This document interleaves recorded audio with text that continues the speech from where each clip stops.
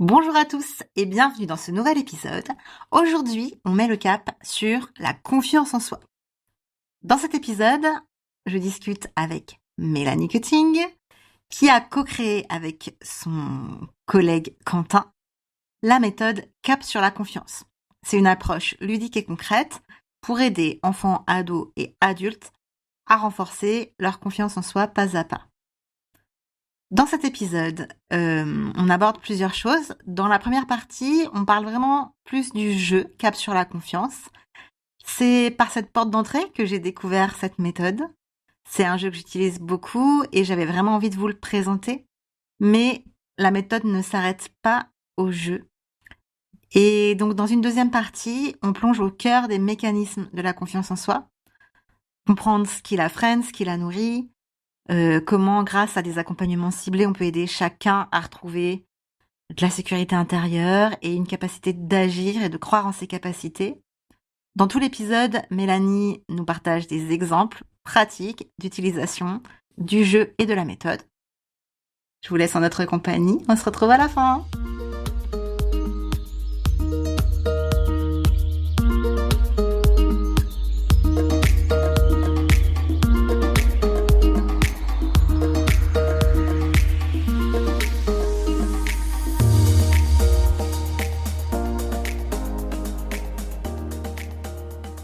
Bonjour Mélanie. Bonjour Corinne. Alors pour démarrer les épisodes, je demande toujours à l'invité de se présenter. Du coup, qui es-tu Mélanie ? Alors volontiers, eh bien moi je suis formatrice, je suis auteure de la méthode Cap sur la confiance que j'ai créée avec mon associé Quentin Baïs. Et puis je me trouve en Suisse. Cette méthode elle est née de tout un parcours professionnel dont on parlera je pense ensemble. Mais ma première formation en fait c'était l'enseignement. Et puis il y a différentes étapes qui m'ont menée à créer le jeu Cap sur la confiance et puis toute la méthode qui va autour. Donc voilà, une passionnée de l'accompagnement humain, de comment est-ce qu'on apprend, comment est-ce qu'on avance un peu à tout âge de la vie, parce que je trouve que c'est quand même une des choses les plus importantes. Et puis après, je vous en dirai plus Oui. petit à petit. Pour tout dire, donc moi, j'ai découvert Cap sur la confiance par le jeu, que j'utilise depuis, je dirais, 4 ans, vraiment, et je l'utilise beaucoup, beaucoup, mais je pourrais expliquer comment après. Et puis, j'ai aussi fait une petite formation autour de Cap sur la confiance dans le programme Educa il y a quelques années. Donc voilà, et donc ça me fait très très plaisir de pouvoir en parler, parce que franchement, hein, en toute honnêteté, et même, enfin, je le dis pas parce qu'on est partenaire, mais si je devais garder un jeu de tous mes jeux spécifiques, je pense que ce serait Cap sur la confiance, parce que vraiment, je le trouve utile à plein de moments. Et là, par exemple, j'ai fait les bilans non, pas les bilans de fin d'année. Là, je revois les enfants, les ados. Et ben, je refais une petite partie de Cap sur la confiance et ça nous aide à trouver des objectifs pour l'année, par exemple. Donc voilà, je m'en sers beaucoup, je voulais juste le dire en introduction. J'adore cet outil et je suis très contente qu'on puisse parler du jeu, mais aussi de tout ce qui va autour. Eh ben alors je suis ravie parce que c'était un de nos objectifs à nous, c'était de pouvoir transmettre ce qu'on a créé aux gens qui en ont besoin. Nous, ça nous a pris beaucoup de temps, beaucoup d'énergie. J'imagine. On est très content quand c'est utilisé, en fait. Mm. Et du coup, alors qu'est-ce que c'est? Rentrons dans le concret. Qu'est-ce que c'est Cap sur la confiance? Alors, cap sur la confiance, c'est beaucoup de choses. C'est un peu toute une approche. Si tu permets, je reprends un petit peu peut-être l'historique du projet. Tout à fait. Vas-y. Ça te va? Oui. Alors, comme je le disais en introduction, ma première formation, c'était l'enseignement. Donc, j'ai enseigné une douzaine d'années dans les classes primaires en Suisse. Parallèlement à ça, j'ai aussi fait de la direction d'école, j'ai aussi fait de l'accompagnement de projets pédagogiques pour les équipes enseignantes, dans d'autres écoles que la mienne donc. Et puis, à tous ces postes-là, j'ai eu beaucoup de satisfaction, mais aussi des frustrations comme dans Mm. n'importe quel métier, et puis surtout beaucoup d'interrogations. Et puis, j'avais le sentiment, à un moment donné, que parfois, on passait beaucoup de temps à enseigner des choses qui étaient peut-être pas si essentielles pour la vie. Et puis qu'à Ça, contrario, on passait à côté de certaines choses qui pour moi étaient importantes. Et puis, à partir du moment où j'ai commencé à me poser ces questions, je me suis dit, ben, soit j'arrive à pas trop, à laisser ça un peu de côté, et puis je continue à fonctionner dans toutes ces casquettes que j'avais un peu dans le système scolaire, soit j'essaye de trouver un peu des réponses. Et puis, comme j'arrivais pas à arrêter de me poser les questions, j'ai choisi en 2012 de quitter mon établissement scolaire. Et puis, à l'époque, ben, je connaissais déjà Quentin qui a créé la méthode avec moi, qui lui avait un parcours un peu similaire au mien. Puis on avait beaucoup échangé, partagé sur nos expériences, sur nos interrogations. Et puis c'est comme ça un peu qu'on s'est lancé il y a maintenant 12-13 ans, avec l'idée de se dire, ben, on va explorer un petit peu cette question de l'apprentissage avec une idée au départ qui n'était pas si claire que ça. Quand on s'est installé ben, chez nous en Suisse à Avry-sur-Matran, tout près de Fribourg, on a d'abord lancé des cours d'appui.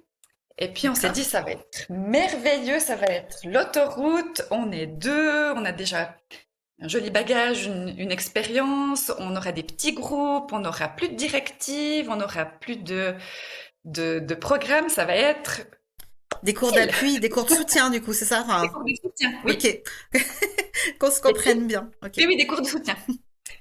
Et puis, assez rapidement, on s'est rendu compte que ça fonctionnait pas aussi facilement que dans nos têtes, et puis que ben, on butait toujours un peu sur les mêmes obstacles.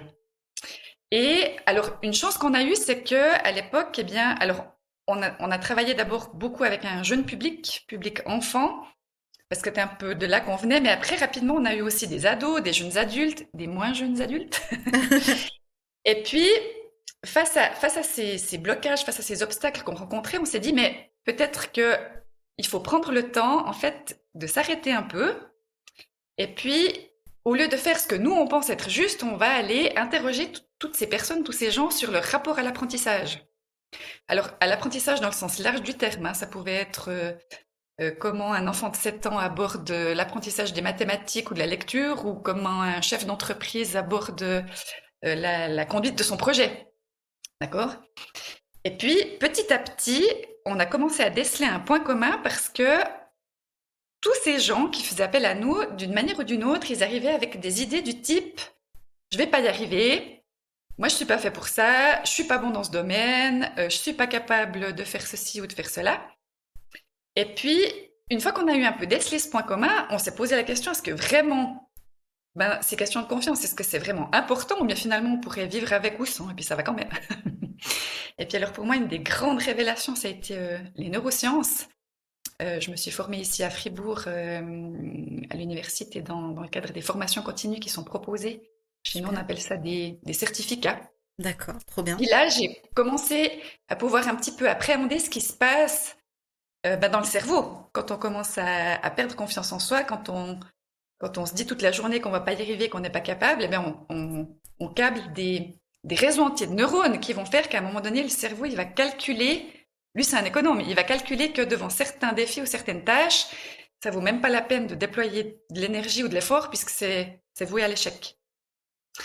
Et puis, enfin voilà, en se formant aussi, je me suis aussi beaucoup formée en régulation émotionnelle, enfin en faisant ces formations, puis en continuant à accompagner les gens, on a commencé à identifier des leviers qui faisaient que la confiance pouvait se construire ou pas. Et puis, on s'est dit, ben, si en plus ça peut être un peu ludique, Mm. plutôt que très sérieux et très, très normé, on achète. Et puis du coup, on a commencé à chercher des jeux, des activités, des choses un peu originales en fait pour travailler cette confiance en soi. Et puis, on n'a pas trouvé un outil qui correspondait à ce que nous, on avait envie de travailler. Donc, on s'est dit, il va falloir qu'on le crée. Et puis, c'est comme ça, en fait, qu'est née l'idée du jeu. Et puis, ben, au départ, on avait une version tout à fait basique. Maison. Enfin, on découpait nous-mêmes des cartes on cherchait des cartes sur Internet, on les découpait nous-mêmes. Enfin, voilà, on a eu toute une phase de version très expérimentale où, en fait, on a vraiment testé avec les gens qui venaient chez nous la mécanique du jeu jusqu'à ce qu'on trouve vraiment un fonctionnement qui nous convenait et puis qui marchait à tous les coups. Et puis petit à petit, on a trouvé un éditeur et maintenant ce jeu, on le trouve dans les librairies, dans les magasins en Suisse, en France, normalement. Oui, oui. Moi, En je l'ai Belgique, connu avec Déclic, les éditions ok. Déclic, voilà, avec qui je collabore. Et du coup, c'est comme ça que j'ai connu le jeu à la base. Donc, on peut au moins le trouver là, c'est sûr. Yes. Et puis après, sur Internet, si on le cherche, on le trouve aussi facilement. Mais enfin, tout ça pour dire que ça a été une très très longue phase de développement. Et puis, autour du jeu, nous, notre objectif, c'était de se dire, tout ce temps qu'on a passé à devoir créer les choses, il faut qu'on puisse le transmettre, le partager. Et puis, on a essayé de le faire sur différents paliers. Alors, la boîte du jeu, c'est une première entrée dans la méthode. Ça permet déjà d'entrer dans le sujet, puis de se mettre autour de la table, et puis de choisir un objectif, de discuter aussi de ce qui est difficile pour soi, de se mettre ensemble pour trouver déjà des pistes de solutions. Et puis après, autour du jeu, on a créé toute une méthode qui contient des outils de régulation émotionnelle, comment je peux faire pour gérer mon stress quand je perds confiance en moi, comment je peux me débloquer. Et puis après, on a aussi tout un pan de la boîte à outils qui concerne plutôt ce qu'on appelle les fonctions exécutives, comment je passe à l'action, qu'est-ce que je mobilise comme stratégie, comme technique pour pouvoir faire ces petits pas qui finalement construisent cette confiance. C'est ça. Tu veux parler du coup déjà, peut-être on peut présenter le jeu, comment il se déroule, et puis après les formations complémentaires, qu'est-ce qu'il y a dedans et qu'est-ce qui permet de soutenir la confiance de toutes les personnes qu'on accompagne.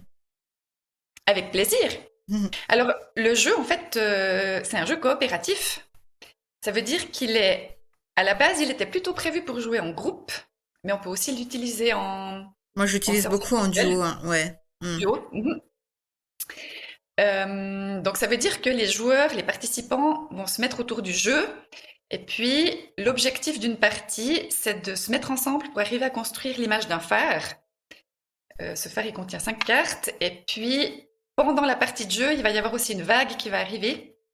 Et si la vague est finie en premier, on a perdu. Si le phare est terminé en premier, on a gagné. Ça, c'est le principe de base. Mm. Et puis pour faire ça, on va tirer des cartes, chacun son tour. Et puis chaque carte va correspondre à une mission ou un outil ou quelque chose à faire dans la partie de jeu. Et puis la symbolique un petit peu qu'il y a derrière tout ça, c'est que le phare, ça représente euh, la destination, où est-ce que chacun aimerait aller. Ça représente un peu le but, parce que la confiance en soi, c'est quelque chose de très vaste. Ça peut concerner beaucoup de domaines. Et puis pour démarrer une partie de jeu, chaque joueur va choisir une situation dans laquelle il aimerait se sentir plus à l'aise, plus sûr de lui, ou une situation qu'il aimerait un peu améliorer ou changer. Et puis la vague, elle représente à contrario les difficultés qui arrivent alors chez tout le monde. Hein. J'ai encore rencontré personne qui m'a dit Non, moi dans ma ça vie, n'existe tout pas. roule, tout roule tout seul. Et puis du coup, au fur et à mesure qu'on va tirer ces cartes, on va justement établir un but, on va creuser un petit peu ce que chacun souhaite. Vraiment, l'idée, c'est de choisir une situation qui nous tient à cœur. Et puis, il va y avoir aussi des cartes lanternes où on va pouvoir répondre à des questions qui sont posées par le jeu. Et puis, ces questions, elles permettent en même temps de mettre en place un climat de confiance, mais aussi de bien connaître les autres joueurs, parce qu'après, comme on va collaborer à la recherche de solutions, mieux on connaît l'autre, mieux on peut proposer des outils qui correspondent un peu à son fonctionnement. J'ai encore donné une formation la semaine passée à un groupe de psychologues qui disaient ah mais c'est dingue, on se connaît depuis des années et puis là on a découvert des choses Ah, qu'on n'a jamais génial. connues en fait. Par exemple, donc il y a ces cartes lanternes, il y a aussi des cartes avec un petit pingouin qui surfe sur une vague.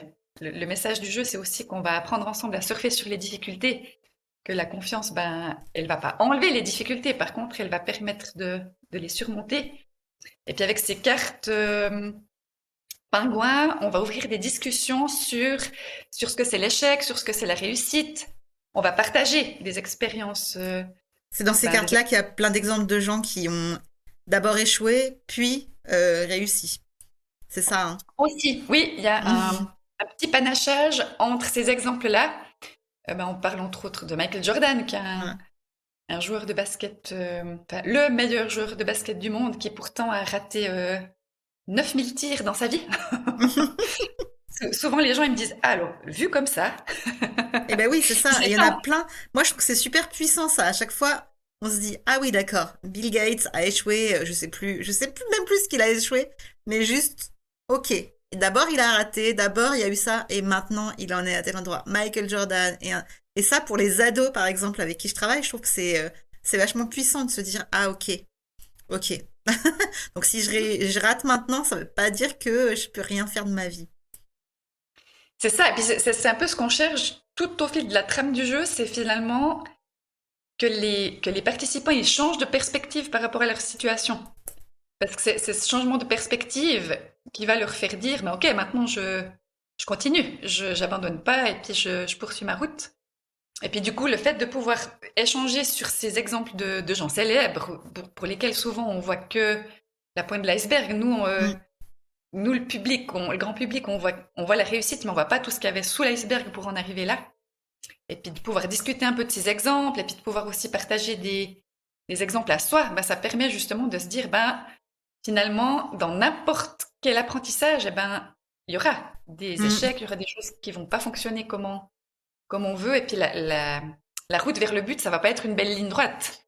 Et tu vois, c'est Donc, là où je trouve que le jeu, il est intéressant dans la mécanique parce que on dirait à un ado, oui, mais regarde, aie confiance en toi parce que ça fait vraiment le tonton ou la taton pénible qui raconte ses histoires. Tu sais, Michael Jordan. Mais là, dans la dynamique, ben, c'est le jeu qui le dit. Donc, ça oui. a un tout autre impact que si moi, l'éduque, je viens lui dire non, ça marche pas, ça marche pas. Alors, c'est aussi une des choses qu'on a cherché à faire en utilisant un jeu, parce que c'est effectivement pas pareil si c'est le jeu qui pose la question, ou si c'est nous, ou si c'est les parents, ou si c'est quelqu'un d'autre. Et en fait, on appelle ça contourner la situation. Juste pour la petite histoire, lors du dernier atelier que j'ai donné avec des... Alors c'était des préados, ils avaient 12 13 ans. On a aussi beaucoup parlé au fil du jeu de comment ça fonctionne bah, dans le cerveau, ces histoires de confiance. Et puis, entre autres, des systèmes, enfin des alarmes du système amygdalien qui peut se mettre en route quand on est trop stressé ou quand on a peur de quelque chose. Et puis, à un moment enfin, plusieurs fois au fil du jeu, ben, en discutant de ces exemples, entre autres, de personnalités célèbres qui se sont aussi plantées, qui se sont aussi trompées, on a vu que pour développer une compétence, une connaissance, eh bien, les réseaux de neurones, à un moment donné, il n'y a pas de miracle ni de secret, ils ont besoin de répétition. Ils ont besoin de faire les choses, les refaire, les refaire jusqu'à ce qu'on ait ce sentiment de maîtrise. Et puis, à un moment donné, on avait tiré une carte, mais je crois que c'était dans les lanternes, une carte qui disait que ferais-tu si tu avais une baguette magique? Hmm. Et puis c'est moi qui l'ai tirée. Et puis j'ai dit ah mais alors moi si j'avais une baguette magique, j'aimerais par exemple savoir l'anglais, mais sans avoir besoin d'apprendre, que ça se télécharge tout seul dans ma tête. Et puis là c'est la jeune demoiselle qui était à ma droite qui me regarde droit dans les yeux puis elle me dit alors Mélanie je te dis tout de suite ça fonctionne pas comme ça. Et alors je lui ai dit c'est pas moi qui l'ai dit hein. Et en fait, c'est tout ce travail-là en fait que nous on a aussi mis en place dans la méthodologie. C'est ce travail en fait d'aborder les thématiques de manière indirecte pour qu'ils arrivent à prendre l'info. Parce que souvent, si on les prend en frontal, en fait, ils vont se Non, braquer. oui. Surtout des ados. Surtout les ados. Donc, c'est aussi quelque chose qu'on a cherché à faire dans le jeu. Et puis, juste pour finir la description, Oui. il y a aussi des cartes avec des bouées. Et puis ces cartes, en fait, elles vont permettre aux participants de réfléchir à des idées de solutions pour la personne qui a tiré la carte. Donc là, on va se mettre ensemble à réfléchir. Ben, si j'étais à la place de ce joueur, de cette personne, qu'est-ce que je pourrais faire ou comment je pourrais m'y prendre en fait pour atteindre mon but. Et puis là, on va partager des idées. Et puis, ben, une fois qu'on arrive à la fin de la partie de jeu, on va s'assurer que chaque joueur ait pu récolter au moins une ou deux pistes de solutions pour passer à l'action dans la vraie vie. Et puis là, on a accès, si on arrive à construire le phare, à un trésor. Alors, le trésor, je dis pas trop ce que c'est. Non, On garde mais la il est super. surprise. Je l'adore. On garde la surprise. Ça, c'est un Oui. petit peu le principe de base du jeu. J'avais une fois un enfant qui m'avait dit, il était petit, il avait 7 ans, je crois, 7 ans et demi. Il m'avait dit, à la fin de l'atelier, il m'avait dit, mais en fait, ton jeu, il sert presque à rien. Le plus important, c'est ce qui se passe à l'intérieur de nous pendant qu'on joue. Génial. Oh là là. J'ai dit, bon, ben, je crois que tu as tout compris. Oh là Je vais te là. prendre en conférence avec moi. C'est pour dire que bah, le jeu, c'est un peu l'alibi, on va dire, Oui. pour travailler cette confiance en soi. Et puis après, bah, il y a Mm. différents degrés d'utilisation. Puis tu vois, alors moi je travaille énormément avec des jeux. Et parfois on a un problème avec certains groupes, c'est que les enfants sont plus dans le jeu que dans vraiment le fond. C'est-à-dire ils veulent avancer les pions et gagner, etc. Et là je me suis jamais retrouvée dans cette situation-là avec Cap sur la confiance. Parce que ben il y a un enjeu mais qui est pas non plus voilà, on comprend très vite que l'enjeu, c'est plutôt de remplir son carnet et de trouver des idées et pas de faire tout retourner très vite parce qu'on a, en plus, c'est un peu le hasard comme on tire des cartes. On n'a pas Oui, vraiment la main sur quand est-ce que les vagues, si les vagues, on peut agir dessus, mais voilà, on n'a pas vraiment la main sur le déroulé du jeu. Donc, il n'y a pas cet écueil-là que j'ai pu avoir parfois avec d'autres jeux, où du coup on se disait, ah, ils sont trop dans le game là, les enfants, et mhm. ils veulent pas parler, parce qu'ils veulent vite rejouer, vite rejouer. Après, peut-être aussi, si je peux ajouter quelque chose par rapport à ce que tu viens de dire, euh, je pense que comment expliquer ça? Ça va aussi beaucoup dépendre de comment nous on gère la partie de jeu. Hmm. Enfin, toi, c'est ton métier, tu as l'habitude, mais Oui, c'est aussi celui qui anime le jeu qui va faire en sorte que le jeu avance, qu'on perde pas trop le rythme, que chacun puisse avoir son temps de parole. Ça, c'est pas si facile que ça à, non, à animer. oui, à animer. C'est d'ailleurs pour ça que nous, on propose des formations et puis aussi Hmm, différents degrés d'utilisation. hmm. Alors avant de parler des formations, moi je voulais te témoigner de deux choses sur le jeu. Ce que tu disais de chacun a un but, et toi, à un moment donné, bah, tu étais dans la partie, vu que tu as tiré une carte lanterne et tu as dû répondre. Moi, quand je joue en duo, bah, finalement, je joue toujours avec l'ado ou avec l'enfant. Et en fait, je trouve ça génial. Parce que, évidemment, je choisis mon objectif en me disant, bon, comment ça va faire écho aussi à ce que lui doit travailler, etc. Et en fait, c'est trop intéressant de voir ce qu'il me propose comme solution. Et après, de se dire, ah, et du coup, ce que tu proposes, est-ce que toi, dans tes objectifs, on pourrait l'utiliser? Enfin, voilà. Vraiment, cette compétence qu'on travaille de d'aider l'autre, de se mettre à la place de l'autre, et de trouver des solutions pour l'autre alors qu'on galère à trouver des solutions pour soi-même, ça fait partie des choses que j'aime beaucoup dans ce jeu. Voilà. Alors, Et souvent, ce vas-y. qu'on conseille aux autres, c'est des très bons conseils pour soi. C'est Exactement. plus facile de conseiller à quelqu'un d'autre que de mettre en pratique soi-même, souvent. Après, alors oui, on est dans la partie de jeu. Moi, ce que je conseille quand même, c'est de se mettre dans la position de l'animateur. Donc moi, par exemple, je choisis toujours un peu le même but. Je leur dis, Oui. mon but, c'est de vous accompagner puis de vous montrer aussi des outils pour que vous puissiez atteindre votre but à vous. Et puis, du coup, ça me permet d'être dans la partie et puis de répondre à toute une série de questions que le jeu pose, parce que ça crée aussi le lien de confiance avec nous, hein. Et puis, en même temps, de rester dans la posture de celui qui a le jeu en main, en fait. Mm. Oui, oui. Bah, c'est-à-dire qu'à deux, forcément, il faut jouer, quoi. Ah bah oui, parce que sinon, Voilà. non, alors sinon, ça donne rien du tout. Bah oui, c'est ça. On perd Ouais. l'intérêt. Et puis, il y a aussi, enfin, cet effet, il a aussi lieu avec les adultes. En fait, les adultes, alors, moi, quand je joue avec des adultes, j'explique vraiment que le jeu, finalement, c'est le support de travail et qu'on pourrait faire sans, Mm. en fait, mais que le jeu, il va agir un peu comme un révélateur des thématiques et des problématiques. Et puis, ils aiment aussi beaucoup avoir ce sentiment, ouais, ce sentiment qu'on est deux à prendre la situation en main et puis qu'ils sont entourés, en fait. parfois, bon, moi je joue beaucoup avec des ados, hein, donc c'est mes exemples, mais je pourrais y jouer avec tous les âges, hein. Mais souvent ils me disent, bah, je sais pas quel but. Souvent c'est dur cette phase-là, de trouver le but. Alors on le travaille, mais des Mhm. fois ça vient pas, et on lance la partie. Et en fait, avec les lanternes, et toutes les questions qu'on se pose pour mieux se connaître, pour justement ces trucs de si t'avais une baguette magique, toutes ces questions-là, souvent il apparaît après le but dans la partie.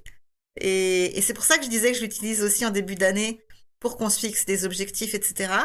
Parce que ça les motive, ça vient d'eux, ça les aide à voir, ok, en fait, quelles sont mes aspirations maintenant, sur quoi je bloque, et quand je parle de moi maintenant, je parle de quoi. Et là, on fixe des objectifs. Alors, je détourne un petit peu l'objectif premier du jeu, mais je l'utilise vachement pour ça aussi. Oui. Mais alors ça, c'est important ce que tu dis. Nous, on a vraiment créé cet outil dans, dans l'idée puis dans l'envie que chacun puisse après le contextualiser par rapport à son domaine professionnel. Hmm. Et puis, bah, toi, tu dis, je vais l'utiliser dans ce cadre-là. Et puis, il y a d'autres personnes qui vont l'utiliser plutôt pour faire des supervisions. Il y a d'autres personnes qui vont l'utiliser dans le cadre d'accompagnement plus sur des questions d'ordre familial ou très, très personnel. Après, nous, notre souhait, c'est que vraiment chaque professionnel l'utilise euh, avec sa couleur, on va dire. Ben oui, c'est ça. C'est ça. D'où l'intérêt certainement de vos formations et de comprendre le fond et qu'est-ce qu'on vient chercher avec ce jeu. Mhm. Je voulais juste encore rajouter quelque chose par Pardon. rapport au choix du but. C'est hyper important ce que tu disais. Le principe, en tout cas ce que nous, on a voulu faire, c'est que le jeune ou moins jeune choisisse vraiment ce que j'appelle un but autodéterminé. Oui, Ni le but des parents, ni le but des profs, ni le but de l'éduc, ni le but des copains. Enfin, l'idée, c'est vraiment que la personne se pose cette question, qu'est-ce que moi, finalement, au fond, je veux vraiment? Et puis, comme tu dis, bah, ça prend du temps. Et puis, c'est pas forcément... Enfin, c'est une question difficile. Et puis, c'est pas forcément au moment où on tire la carte dans le jeu que la réponse va venir. c'est ça. Et puis, c'est normal qu'en fait, ça demande un peu de réflexion. Mais j'aime bien donner cet exemple. J'avais accompagné il y a quelque temps un jeune qui était en train de passer son bac. Donc, il avait une vingtaine d'années. Puis quand je lui ai Mhm. posé la question, je lui ai dit, ben, toi, en fait, tu voudrais quoi? Qu'est-ce que tu aimerais réussir? Ou bien que ce serait quoi ton projet ou ton objectif? Ou dans quelle situation est-ce que tu aimerais te sentir plus à l'aise? Il s'est arrêté puis il me dit, mais je crois que c'est la première fois qu'on me pose cette question. Mhm. Parce que ben à l'école, il y a des bibliothèques entières d'objectifs pour les élèves. À la maison, ben, en tant que parent, on a des buts aussi pour nos enfants. Mhm. Enfin, partout où ils vont au sport, eh ben, il y a un Mhm. but, il y a la coupe à la fin de l'année, enfin, il y a le spectacle, il y a l'audition, enfin, Mhm. il y a plein de buts en fait finalement qui, se, qui sont donnés pour la personne, mais est-ce que c'est vraiment un but autodéterminé? Pas sûr. Et puis du coup, ce que tu disais aussi d'intéressant, c'est qu'il faut faire confiance au processus du jeu, parce qu'à un moment donné, ça vient. Oui, moi j'ai jamais eu de partie où c'est pas venu. On finit toujours par trouver quelque chose. Ouais. Ou alors parfois, dans le jeu aussi, ce que j'ai pas dit tout à l'heure, c'est qu'il y a une carte où on demande plutôt aux participants quelle est leur difficulté. Et puis parfois, c'est plus difficile, plus facile, pardon, de Mhm. mettre le doigt sur la difficulté et puis d'en déduire le but, C'est ça. Ouais. par Des exemple. fois, quand on est bloqué, quand on arrive à cette carte-là, ça débloque, carrément. Est-ce que tu veux parler du coup des formations? Donc, bah, comme je disais tout à l'heure, nous, on a essayé de construire les choses sur différents paliers, sur différents niveaux. Et puis, bah, le premier niveau d'utilisation du jeu et de la méthode, bah, c'est de se procurer la boîte de jeu. Nous, on a voulu aussi que cette boîte de jeu, elle puisse être utilisée bah, dans les familles, qu'on puisse se mettre autour du jeu le dimanche après-midi avec un paquet de biscuits et une tisane. Mhm. Et puis bah voilà, que ce jeu puisse s'adresser un peu à tout public, pour toute personne qui a envie de découvrir un peu ce thème de la confiance en soi. Donc, dans la boîte, il y a les règles. Pour les gens qui n'aiment pas lire les règles du jeu, si vous allez sur le site capsurlaconfiance.ch, dans le blog, on a une vidéo qui explique les règles. Ah, Bon, génial. moi, on fait une démo en fait. Comme ça, il n'y a Trop pas bien. besoin de s'attaquer au petit livret. Qui est quand même très fluide, hein, le petit livret. Enfin, hein, il est facile à prendre en main. Oui, alors on a essayé de faire le plus simple possible, mais des fois, c'est plus Mm, concret quand on a l'image qui oui. va avec en fait. Mm, Donc ça, c'est un peu un premier degré d'utilisation. Et puis après, ben, le résultat de la partie, il va dépendre de ce que les gens sont d'accord de mettre sur la table, de l'ambiance du moment et de est-ce qu'il y a quelqu'un dans le groupe qui va aussi un peu creuser les questions. Euh, donc voilà, ça c'est une première entrée en matière qui peut déjà débloquer pas mal de choses. Et puis mm. après, ce que nous, on a voulu faire autour du jeu, c'est d'y insérer des outils de régulation émotionnelle, des outils des stratégies d'apprentissage, et puis bah, de pouvoir travailler toutes ces fonctions exécutives aussi. Et puis là, alors ça devenait trop compliqué d'ajouter ça dans la boîte de jeu parce que ça nous aurait fait Mm, justement, ça nous aurait fait des livrets à rallonge. Il aurait presque fallu mm. un bouquin de 150 pages pour pouvoir Ouais. expliquer tout ça. Et puis à un moment donné, on a essayé de faire un peu comment je pourrais dire ça?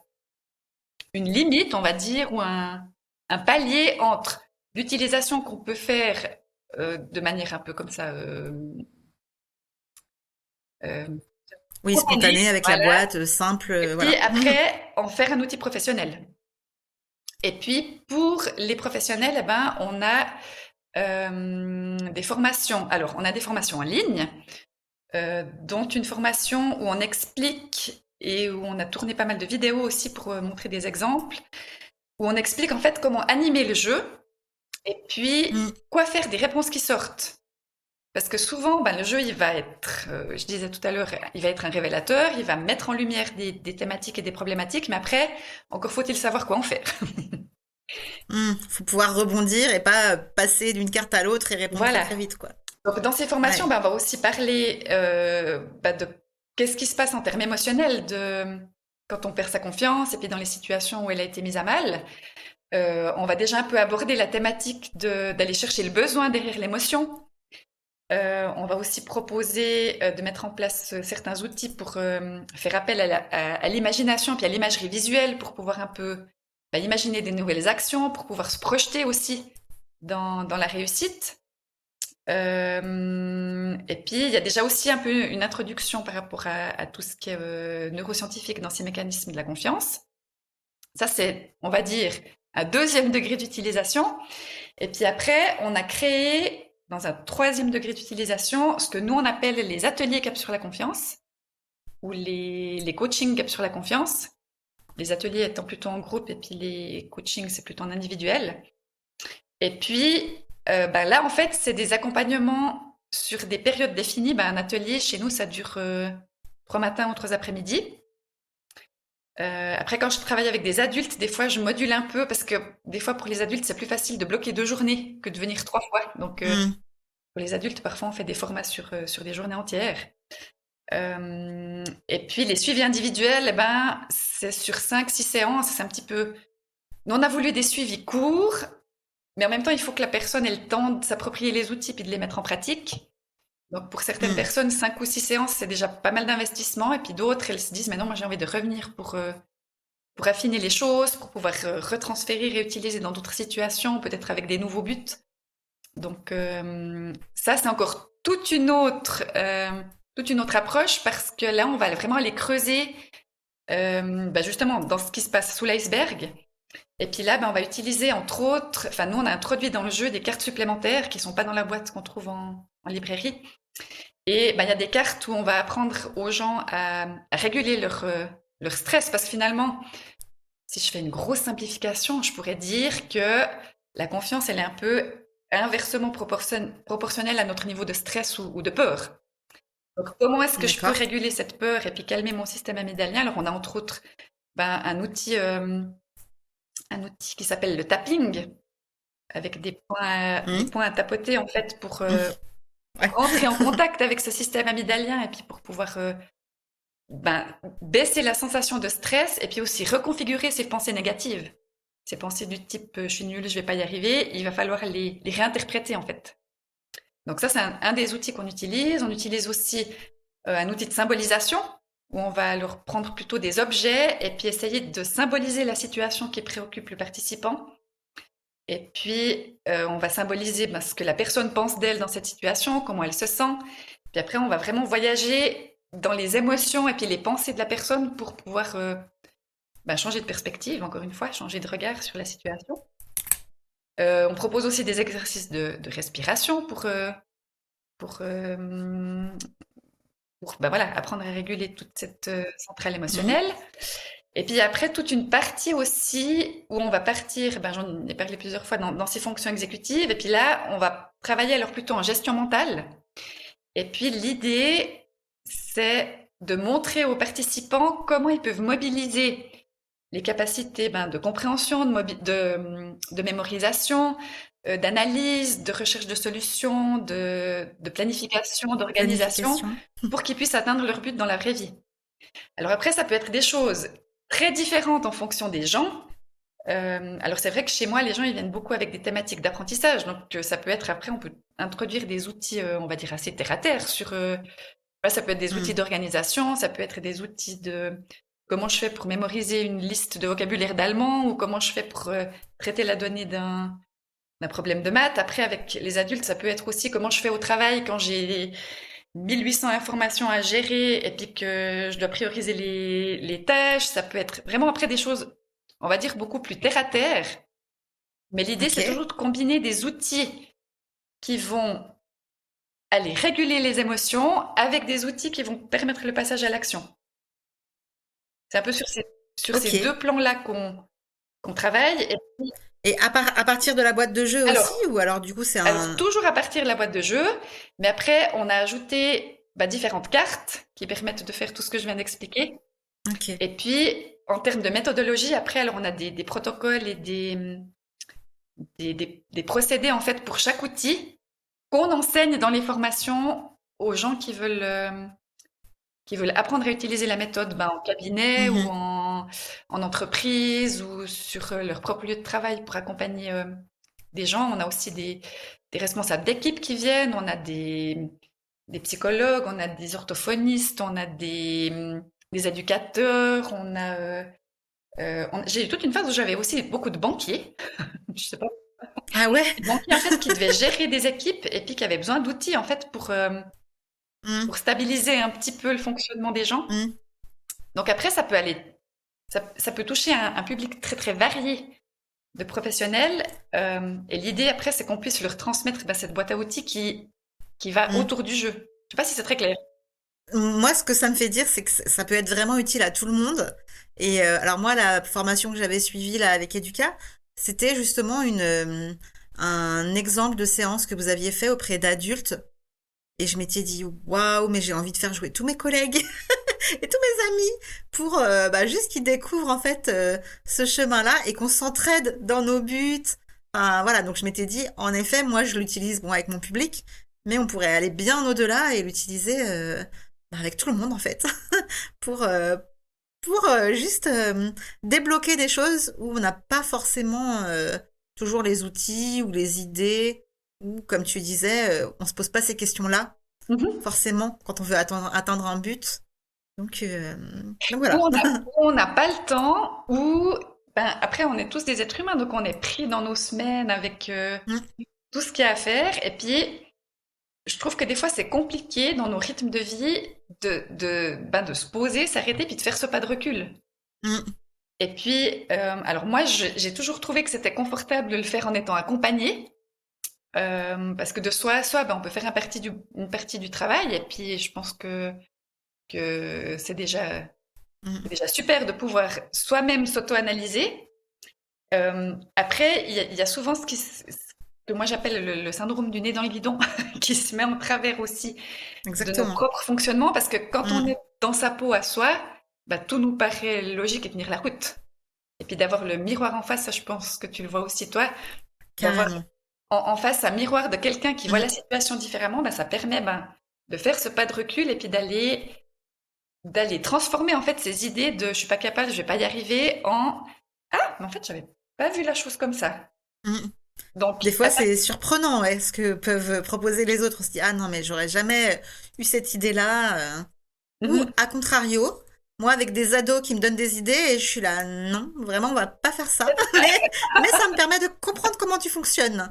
Euh, Oui, moi, souvent, un de mes objectifs, c'est apprendre à mieux m'organiser. Enfin, je suis très tête en l'air, voilà. Donc, et comme c'est souvent des problèmes qu'ils ont aussi, je le mets et je leur demande leurs idées.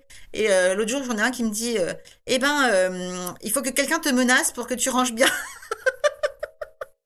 Alors, mais, non, je ne vais pas faire ça.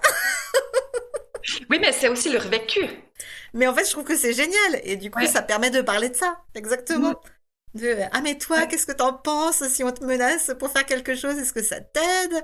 Ou est-ce qu'on peut trouver d'autres façons? Enfin, c'est génial. Ça ouvre des portes qu'on n'aurait pas imaginées. Pour creuser le sujet. Ouais, voilà.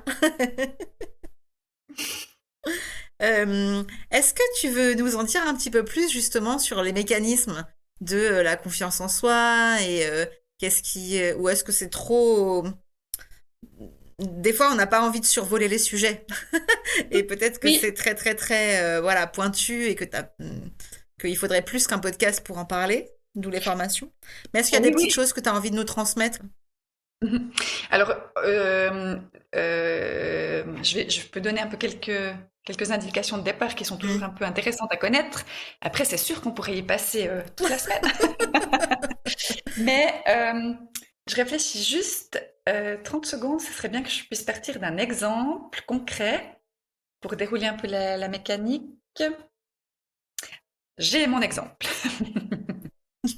Euh, alors, il y a peut-être 2 ans, sauf erreur, j'avais accompagné une jeune de 25 ans, sauf erreur, qui était à l'université en train de passer son brevet d'avocate. Et Ok. elle était à 3, 4 mois de son examen. Et elle est arrivée chez moi en me disant, je ne peux plus ouvrir mes bouquins, je suis en totale panique, c'est plus fort que moi, rien que de voir le bouquin, j'arrive plus à, à ouvrir Ok. la première page, puis à me dire, ok, ben, je fais une chose après l'autre. Et puis, ben, elle, en fait, elle a d'abord interprété ça comme étant un... Enfin, elle s'est dit, c'est moi qui dysfonctionne, c'est moi qui suis pas faite pour les études. Elle a mis en route, en fait, toute une espèce d'interprétation, toute une espèce de mécanique où, finalement, elle se donnait encore des coups sur la tête. Oui, elle se racontait. Ouais. Elle se donnait encore des coups sur la tête pour essayer de comprendre comment... Enfin, elle se disait, mais c'est ma faute, en fait. Mhm. Elle s'est raconté une histoire où c'était de sa faute à elle il n'y avait pas d'autre scénario, quoi. C'est ça, un Exactement. peu. Et ça, c'est un petit peu les premières choses qu'elle m'a dites quand je l'ai accueillie. Et puis, ben, on a fait le jeu. Elle est venue plusieurs fois, hein. L'histoire que je raconte, ça se passe sur plusieurs séances, peut-être sur 7, 8 séances, 7, 8 rendez-vous. Et puis, petit à petit, ben, voilà, ben, on a posé le but. Donc, elle, son objectif, c'était d'avoir son brevet. Et puis, de mémoire, je crois qu'elle l'avait déjà raté une fois. Donc, c'était sa dernière chance. Donc vous Ah imaginez oui. la pression, hein, quand on a passé toute sa vie sur les bancs à étudier et puis qu'on n'a plus qu'une chance, il y a Mhm. de quoi Mais il y a de perdre quoi ses être moyens. stressé. Mhm. Donc son objectif c'était d'avoir ce brevet et puis en fait ce que elle n'avait pas pu analyser depuis chez elle parce qu'elle connaissait pas l'info, c'est que elle s'était mise dans un tel état de pression et puis dans un tel état de stress que en fait, alors pour faire très simple, hein, c'est beaucoup plus compliqué que ce que je vais dire, mais Oui. pour faire très simple, en fait, dans le cerveau, il y a un peu 4 lobes principaux, 4 parties qui communiquent entre elles, mais qui ont quand même un peu chacune leur fonction. Et puis, pour parler des 2 principales, celui qui devrait être aux commandes quand on veut passer son brevet d'avocate ou quand on veut développer un projet ou quand on veut gérer simplement son quotidien, celui qui devrait être aux commandes, c'est le lobe frontal, celui qui est derrière le front. Ça, c'est un peu le chef d'orchestre, ça veut dire c'est celui qui détient ces fonctions cognitives dont on a besoin pour apprendre, pour développer des compétences, pour fonctionner. Donc, c'est lui qui va chercher des solutions, analyser, raisonner, passer à l'action, comprendre les choses, planifier, anticiper. C'est lui un peu le big boss. En tout cas, ça devrait. Mm.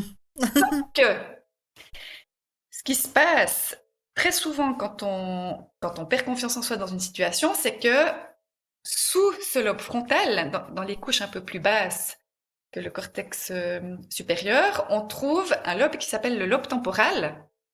Et puis ce lobe temporal, il n'est pas tellement dédié à la réflexion.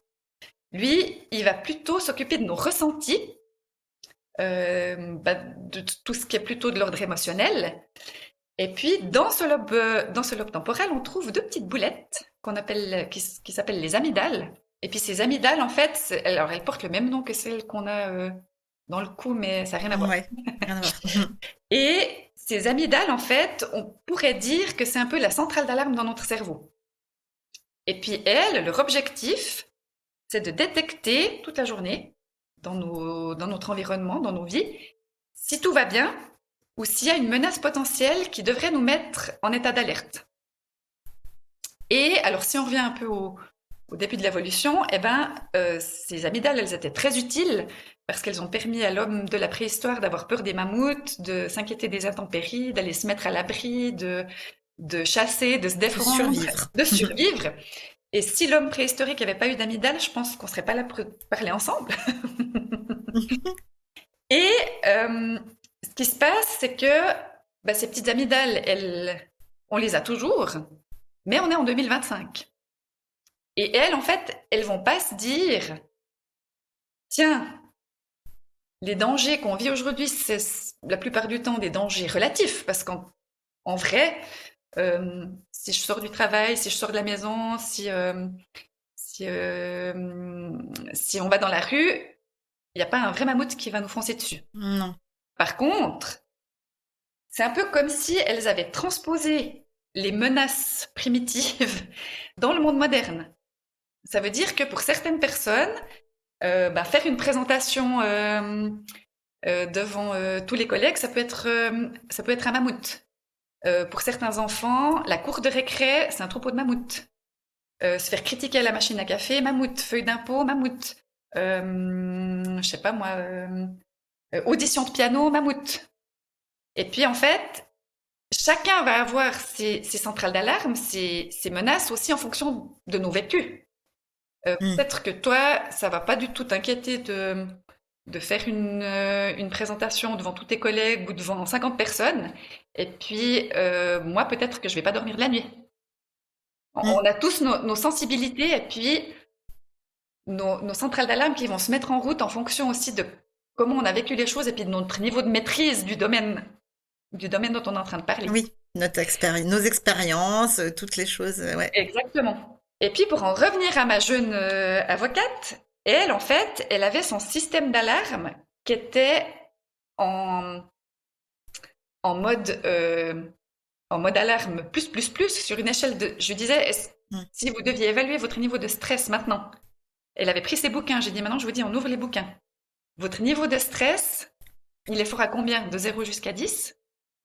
Elle m'a dit 9, 9,5. Et en fait, quand le niveau de stress il est à 9 ou 9,5, les petites amygdales dans le lobe temporel, elles vont se dire yes, maintenant nous, on a trouvé la puissance nécessaire pour prendre le contrôle et elles vont bloquer les voies de communication vers le préfrontal dont on aurait besoin pour apprendre, pour réfléchir, pour avancer, pour passer à l'action. Et dans ce genre de situation, je vous demanderais combien font 2 plus 2. Eh bien, ce serait possible que vous ne trouviez plus la réponse tellement c'est bloqué en fait. C'est bloqué. Et en travaillant sur tout ça, aussi avec cette technique du tapping dont je parlais tout à l'heure, finalement, on a réussi à remonter sur des vieux souvenirs d'école, en fait, où elle expliquait que quand elle a été orientée à la fin de son école primaire, alors chez nous, en Suisse, il y a différents systèmes, mais en gros, il y a un petit peu les voies prégymnasiales pour les enfants qui se destinent aux études, et puis les voies plutôt générales pour ceux qui se destinent... Je fais une grosse simplification, hein. Pour ceux qui se destinent mais... à des voies pré-professionnelles. Et puis, elle avait été orientée dans la voie, pas dans la voie prégymnasiale, Et à partir de ce moment-là, elle s'est dit, pour elle, ça a été un peu un drame. Et elle s'est dit, mais en fait, je suis pas faite pour les études. En fait, ce parcours que j'ai fait, c'est Mm. grâce au hasard que j'ai réussi. C'est parce que finalement, j'ai eu des profs sympas, parce qu'ils m'aimaient bien, et puis ils ont été cléments quand ils ont corrigé mes examens. Euh, Mm. j'ai pas ma place, en fait, euh, À la ni au fac et... collège, ni à l'université. mm. Je serais illégitime d'avoir ce brevet d'avocate. En fait, finalement, il y a plein de fausses croyances qui se sont superposées, Accumulé, ouais. Mm. accumulées au fil de son parcours.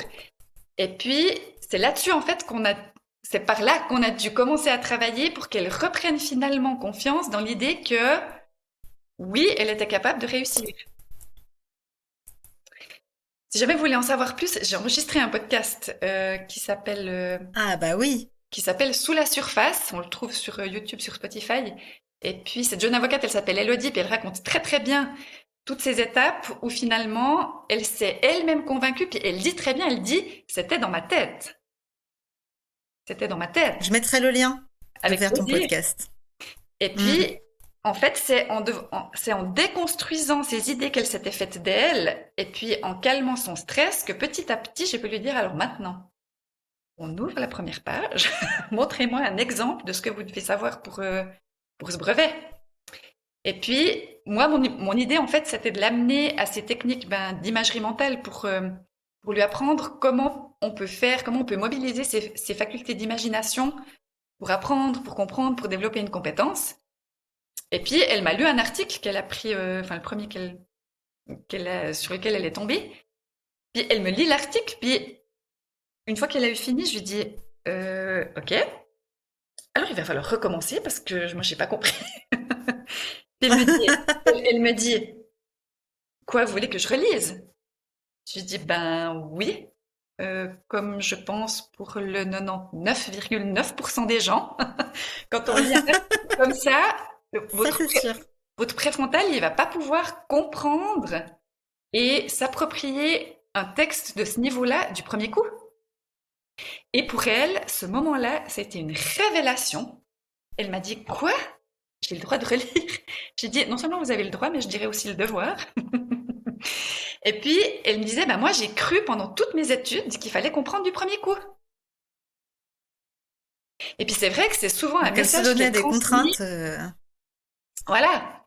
Et puis, c'est Mm. vrai que c'est souvent un message qui est transmis parce que, voilà, il y a des kilomètres de programme, le système avance vite. Enfin, c'est en déconstruisant, si tu veux, toutes ces couches de fausses idées que petit à petit, elle a pu s'y remettre et puis se dire, bah, ok, maintenant, je respire, je vais reprendre un thème après l'autre. Mm. Après, on a fait des planifications jusque, jusqu'au jour du brevet.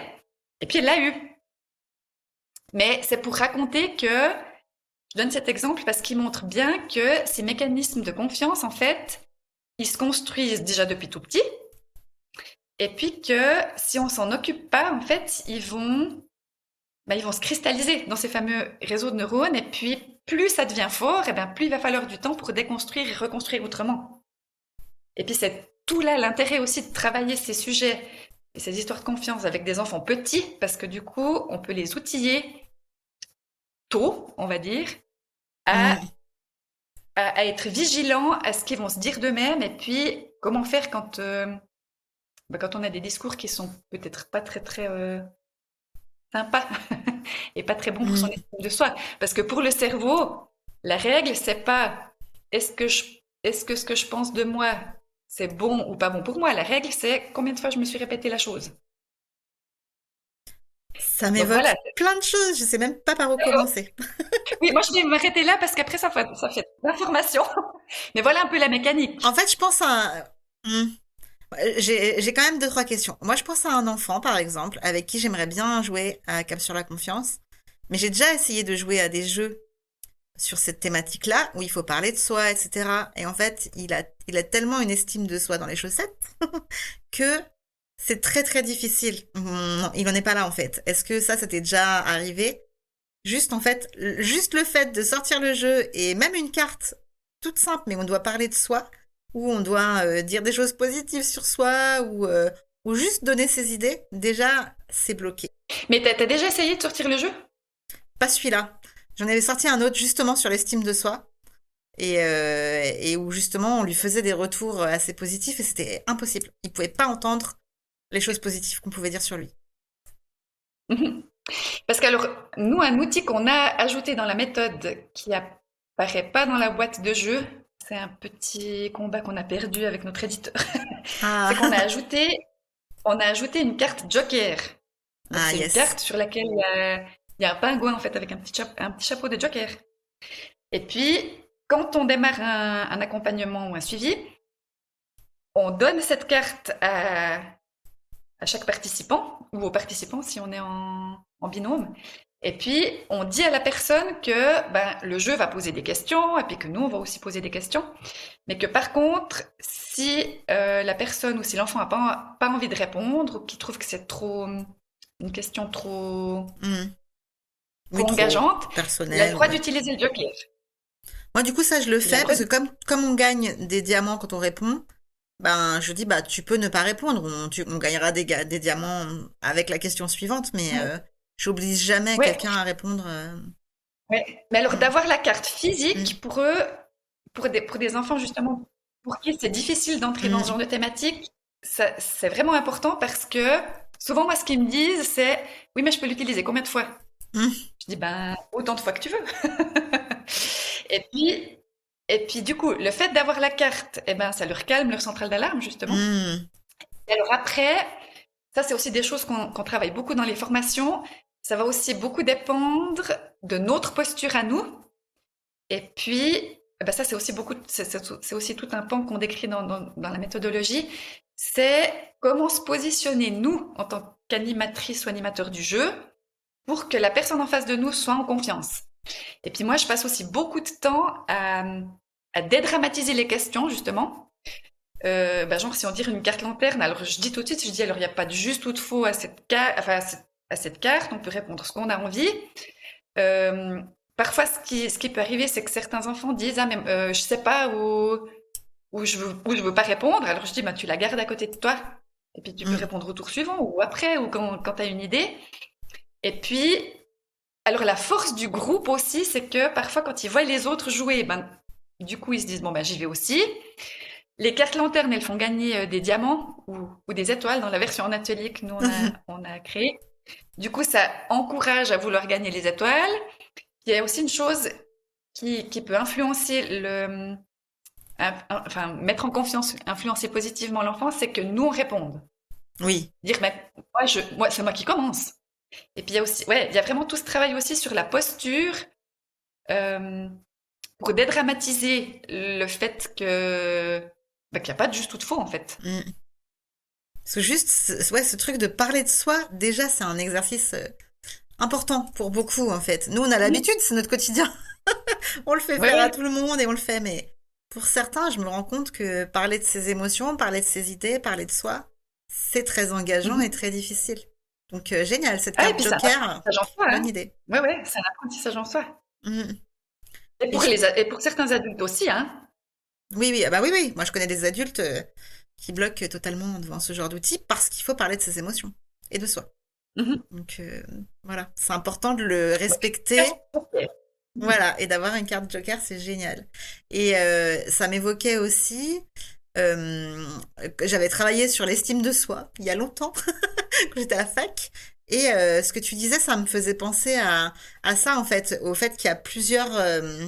l'estime de soi, elle se construit avec ce qu'on se raconte nous, mais aussi avec le côté social, donc ce que les autres vont dire de nous. Enfin, il y a plein comme ça Mhm. de déclinaisons qui construisent finalement l'image qu'on a de soi.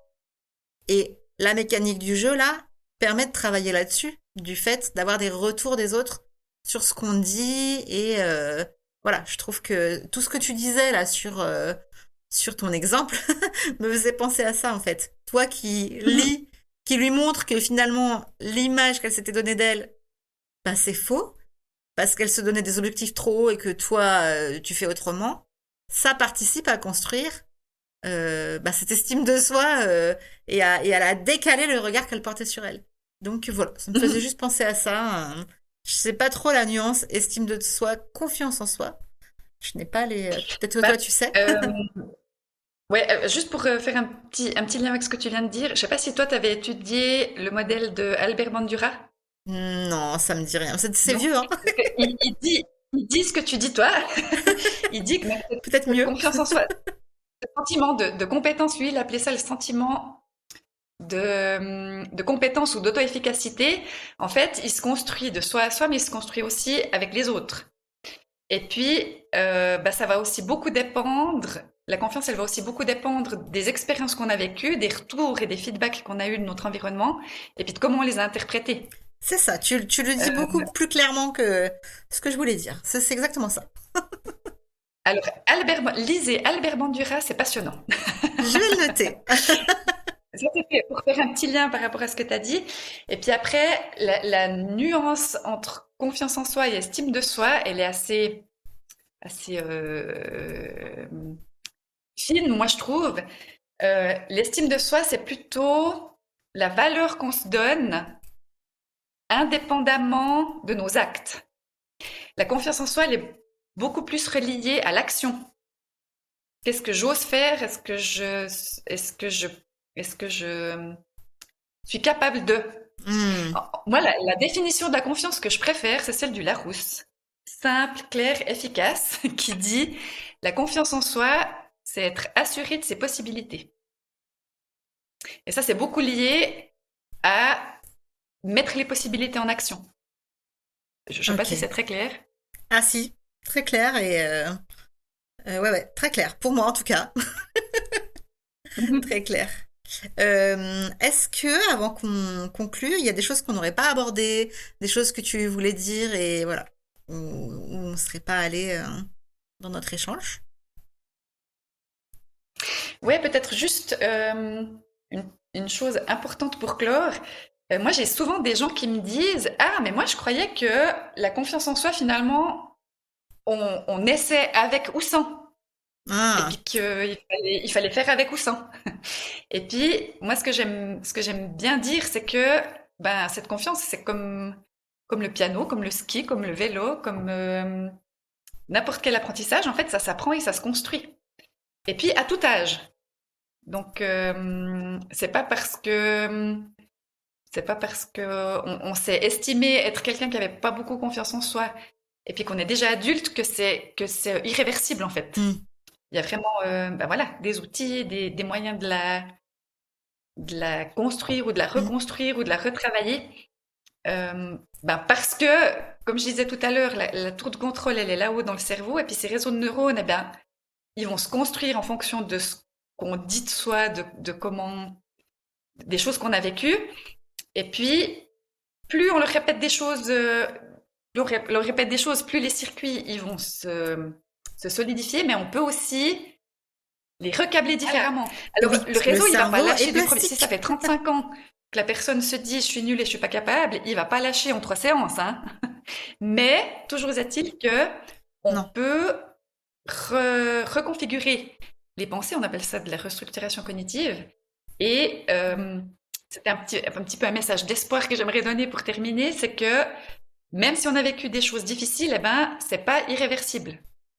Et ben, pour ça, ben, le premier pas, ben, c'est d'entreprendre une démarche, quelle que soit cette démarche. Hein, là, on a parlé de la méthode Capture la confiance, mais il y a aussi plein d'autres choses qui pourraient permettre aux gens de s'occuper de ce pan-là bien sûr. de leur vie. Mais ouais, je voulais juste dire que c'est pas. Je pense qu'on a chacun des prédispositions, mais c'est quelque chose qui s'apprend.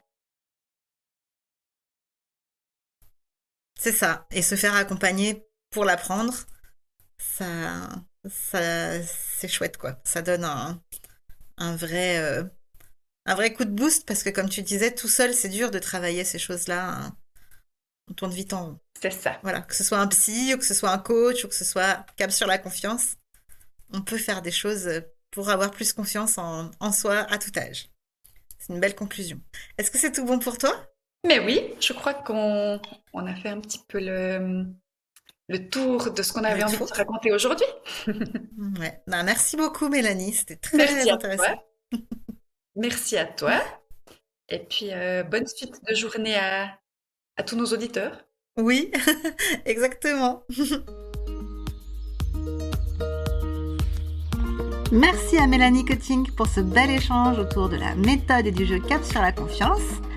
On repart avec une meilleure compréhension des mécanismes de la confiance, une meilleure définition, mais aussi des outils concrets pour accompagner autrement, pour tout âge, que ce soit à travers le jeu, mais aussi une meilleure compréhension des émotions, que ce soit à travers le jeu, l'observation des émotions ou des petits pas dans le quotidien. On voit bien que la confiance en soi, ça se construit et ça se nourrit. Et c'est une bonne nouvelle de se dire que même si on a l'impression qu'on n'arrivera pas à faire quelque chose, on peut travailler dessus. C'est un chemin que l'on peut emprunter à tout âge. Si cet épisode vous a plu, n'hésitez pas à le partager autour de vous.